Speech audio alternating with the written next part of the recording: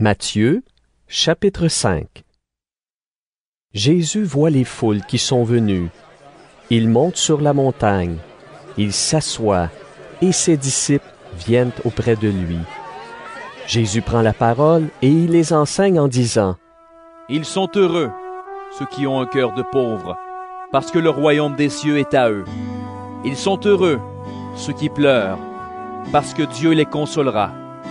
Ils sont heureux, ceux qui sont doux, parce qu'ils recevront la terre comme un don de Dieu. Ils sont heureux, ceux qui ont faim et soif d'obéir à Dieu, parce qu'ils seront satisfaits.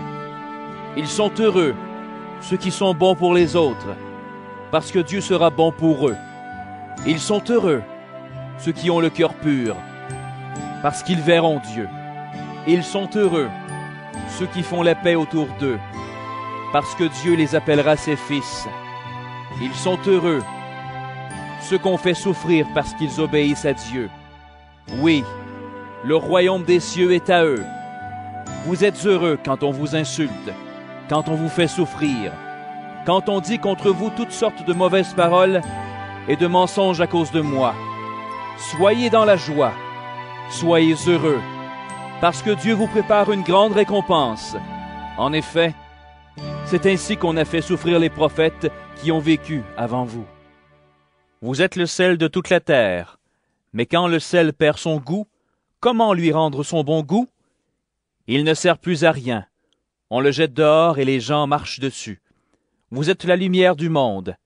Quand une ville est construite sur une montagne, elle ne peut pas être cachée. Et quand on allume une lampe, ce n'est pas pour la mettre sous un seau.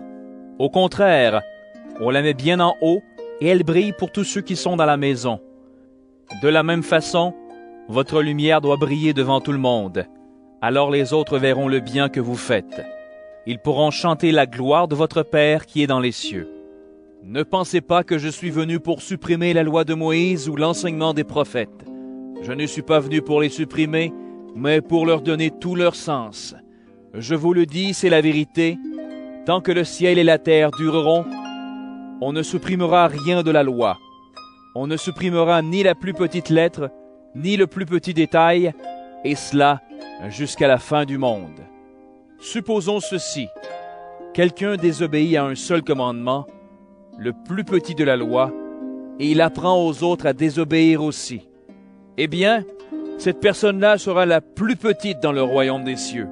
Mais si quelqu'un obéit à la loi et apprend aux autres à obéir aussi, cette personne-là sera importante dans le royaume des cieux. Oui, je vous le dis, obéissez à la loi mieux que les maîtres de la loi et que les pharisiens. Sinon, vous n'entrerez pas dans le royaume des cieux. Vous avez appris qu'on a dit à vos ancêtres, « Tu ne dois tuer personne. Celui qui tue quelqu'un, on l'amènera devant le juge. » Mais moi, je vous dis, si quelqu'un se met en colère contre son frère ou sa sœur, on l'amènera devant le juge. Si quelqu'un dit à son frère ou à sa sœur, « Imbécile !» on l'amènera devant le tribunal. Si quelqu'un insulte son frère ou sa sœur, cette personne mérite la terrible punition de Dieu. Donc, supposons ceci. Tu viens présenter ton offrande à Dieu sur l'autel. À ce moment-là, tu te souviens que ton frère ou ta sœur a quelque chose contre toi. Alors, laisse ton offrande à cet endroit, devant l'autel, et va d'abord faire la paix avec ton frère ou ta sœur. Ensuite, reviens et présente ton offrande à Dieu. Quand tu es encore sur la route du tribunal avec ton adversaire, mets-toi vite d'accord avec lui. Sinon, il va te livrer au juge, le juge va te livrer à la police, et on va te jeter en prison. Je te le dis, c'est la vérité. Tu ne sortiras pas de là si tu ne paies pas tout l'argent que tu dois. Vous avez appris qu'on a dit à nos ancêtres, « Ne commets pas d'adultère. » Mais moi, je vous dis, celui qui regarde la femme d'un autre avec envie, celui-là, dans son cœur, a déjà couché avec cette femme. Si ton œil droit te fait tomber dans le péché, arrache-le et jette-le loin de toi. Pour toi, il vaut mieux perdre une seule partie de ton corps. C'est mieux que de garder ton corps tout entier et d'être jeté dans le lieu de souffrance. Si ta main droite te fait tomber dans le péché, coupe-la et jette-la loin de toi. Pour toi, il vaut mieux perdre une seule partie de ton corps. C'est mieux que de garder ton corps tout entier et d'aller dans le lieu de souffrance. On a dit aussi, celui qui renvoie sa femme doit lui remettre une lettre de divorce. Mais moi, je vous dis, un homme ne doit pas renvoyer sa femme, sauf quand le mariage est contraire à la loi. En effet, quand un homme renvoie sa femme, il la pousse à commettre un adultère, parce qu'elle va se remarier. Et quand un homme se marie avec une femme renvoyée, il commet un adultère. Vous avez appris aussi qu'on a dit à vos ancêtres, « Tu ne dois pas être infidèle à tes serments, mais tu dois faire tout ce que tu as juré devant le Seigneur. » Mais moi, je vous dis, ne faites pas du tout de serment. Ne jurez pas par le ciel, parce que c'est là que Dieu habite. Ne jurez pas par la terre, parce que c'est l'endroit où il pose ses pieds. Ne jurez pas par Jérusalem, parce que c'est la ville du grand roi. Et ne jure pas par ta tête, parce que tu ne peux pas rendre un seul cheveu de ta tête blanc ou noir. Dites simplement oui ou non.